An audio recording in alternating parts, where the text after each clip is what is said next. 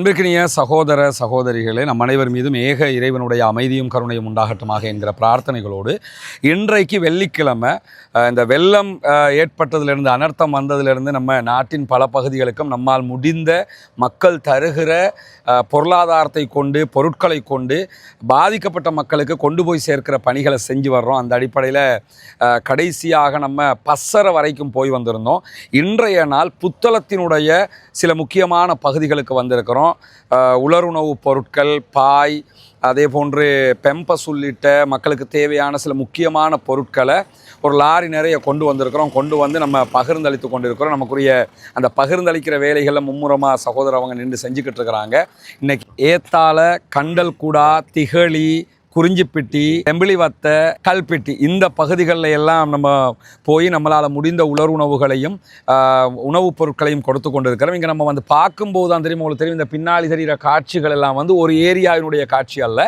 நம்ம போகிற இடங்கள்ல எல்லாமே இன்னும் தண்ணீர் வற்றாமல் தண்ணி தேங்கி நிற்கிற காட்சியில் பார்க்க முடியும். புத்தளம் மாவட்ட பாராளுமன்ற உறுப்பினர், ஆளும் கட்சி பாராளுமன்ற உறுப்பினரோடு ஃபைசர் அவங்களோடு நான் நேரடியாக தொடர்பு கொண்டு பேசியிருந்தேன். அப்போ அவரும் அதற்குரிய காரணங்களையும் முடிந்த வரைக்கும் அரசு அதை சரி செய்வதற்குரிய முயற்சிகளையும் செய்வதாக சொன்னார். ஆனாலும் இன்றைக்கு 20-25 நாட்கள் தாண்டியும் அந்த மக்கள் பலரும் இப்போ வெள்ளம்பிட்டிலெல்லாம் தண்ணீர் வற்றிடித்து மக்கள் சகஜ நிலைக்கு வந்துட்டாங்க. ஆனால் இங்கே அந்த மாதிரி ஒரு நிலைமை இல்லை. மக்கள் ரொம்ப அவதிப்படக்கூடிய நிலையாக இருக்கிறது. எங்களால் முடிந்தது அந்த மக்களுக்கான உணவுகளை கொடுப்பது, அந்த மக்களுக்கான முடிந்த உதவிகளை செய்வது தான். மற்றதெல்லாம் அரசு தான் பார்க்க வேண்டியிருக்கிறது. இன்றைக்கி புத்தளத்தினுடைய நம்ம மேலே சொன்ன பகுதிகளுக்கு நாங்கள் என்னுடைய தரப்பால் இருக்கக்கூடிய சகோதரர்களும், அதே போன்று SIPL ஸ்லேவ் ஐலண்ட் பிரீமியர் லீக்கினுடைய சகோதரர்கள், குறிப்பாக நம்முடைய மந்திரி அனாஸ் அவங்க தொடர்ந்து நம்மோட எல்லா பகுதிகளையும் நம்ம எல்லாரும் இணைஞ்சு தான் பண்ணிக்கிட்டு இருக்கிறோம். அவருடைய சகோதரர்கள் தான் நிறைய நமக்கு ஒத்துழைப்போடு எல்லாத்துலேயுமே செயல்பட்டுக்கிட்டு இருக்கிறாங்க. கடைசியாக நம்ம போன பசறையாக இருக்கலாம் அல்லது கம்பளையினுடைய பகுதிகளாக இருக்கலாம், எல்லா பகுதிகளிலையும் போய் சமைச்சு கொடுக்கறது அல்லது வீடுகளை துப்புரவு பண்ணி கொடுக்கறது, வெள்ளம்பீட்டில் பல வேலைகளை பண்ணுறதெல்லாம் அந்த சகோதரர். ஏன்னா நிறைய சகோதரர்கள் வீடியோவுக்கு வர்றதில்லை, வராமல் இருந்தாலும் அவர்கள் நிறைய பின்னாடி ஒர்க் பண்ணுறாங்க. அவங்களுக்கெல்லாம் நீங்கள் நிறைய பிரார்த்தனைகளை பண்ணணுங்கிறது தான் எங்களுடைய நோக்கம். இதே நேரத்தில் இங்கே வந்து பார்த்தோம்னா விவசாயம் முற்றுமுழுதாக அழிந்திருக்கிறது, உப்பளங்கள் அழிந்திருக்கிறது. இன்றைக்கி நம்ம உணவுகளை கொடுக்க முடியும், பட் ஆனால் அடுத்த கட்டமாக அவங்க எழும்பி வரணும்னு சொன்னால் அரசாங்கம் தான் அதுக்குரிய முனைப்புகள் எடுக்கணும். சில ஏரியாக்களுக்கு நாங்கள் போய் பார்க்கும்போது அங்கே இதுவரைக்கும் கிராம சேவக வந்தே இல்லை. அவர் வரணும், அதுகளை பார்க்கணும். பாவம் தானே அந்த மக்கள்.